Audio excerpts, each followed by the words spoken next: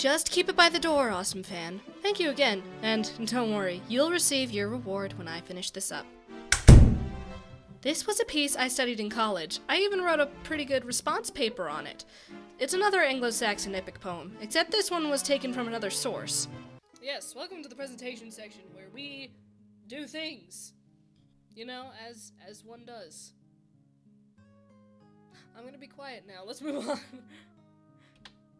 Alright, now first things first, that I want to make absolutely clear, the age recommendation for this is 16 and above due to some graphic descriptions. Well, the reason is, the Anglo-Saxons really enjoyed their war stories in detail.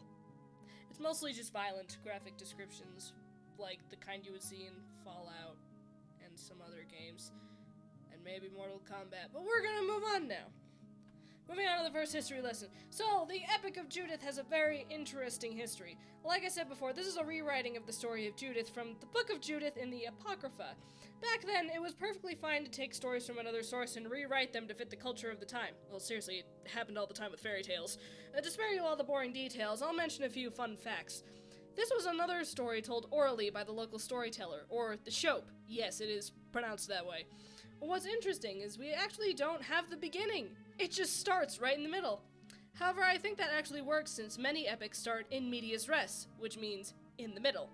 Also, a copy of this poem is in the Beowulf manuscript immediately following Beowulf. It kind of leads me to believe that this story was told alongside Beowulf as part of a set. Anyways, enough of the history lesson. Let's get on to the summary. Alright, the story begins, or starts, since we don't have the beginning, in Bethulia, which was in Israel, Judith's hometown, which is currently being plundered by the Assyrians, and that's not good. They were led by a man named Holofernes, a general who was known for getting quite drunk and is not the nicest guy to anyone in general. Anyways, Judith hatches a plan with her handmaiden, and the plan is Judith is going to try to get Holofernes alone, super drunk, and then kill him in his sleep. Well, the plan goes along swimmingly, and Judith beheads Holofernes with 2 chops with the sword. We'll talk about why that's important in the analysis. Now, what's funny is everyone was nervous about waking up Holofernes to see what to do next, because they didn't want to bother him during his, happy time. It wasn't until one guy decided to open up the door and saw his body that they found out what happened. Okay. She then sneaks out of the camp with her handmaiden and then presents the head of Holofernes to the Hebrew army in order to raise their morale and confidence. Then they stormed the Assyrian camp and wiped most of them out. Those who survived ran away. And that's pretty much the end of the story. I find it really fascinating how the Anglo-Saxons wrote their own version of this story. The themes of Judith are very similar to the themes of Beowulf, in that it's a story about defeating evil monstrous beings heroically. Also, the theme of gaining glory in battle is quite prominent in this story. Now, this poem really showed how much the Anglo-Saxons loved their stories and how heroes were portrayed. Judith is seen as a brave woman who is up for the challenge. It takes a lot of guts to get that close to the enemy. This poem also shows how the Anglo-Saxons saw women.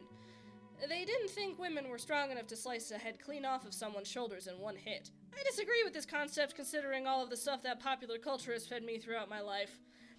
But I digress. It just goes to show how much you can learn about people when you read the stories they've heard in their lives. Overall, this story is really good and is another that was probably told around the campfires. Sometimes I wonder what it would have been like to be at one of those gatherings. Just listening to the Shope tell a very fascinating story. It's kind of peaceful when you think about it. Be interesting. That was Judith. I had a good time reading this. I hope you had a good time listening to me talk about it for a few minutes. I didn't really have a whole lot to say about it since most of my medieval literature notes were lost, and there wasn't a whole lot that I wrote in my response paper since it was just 1 page. But I hope that I at least sparked your interest. Well, I still have one more thing to do for Daisy Month, and I'm the most excited for this. So I guess I'll be heading out now. Happy reading!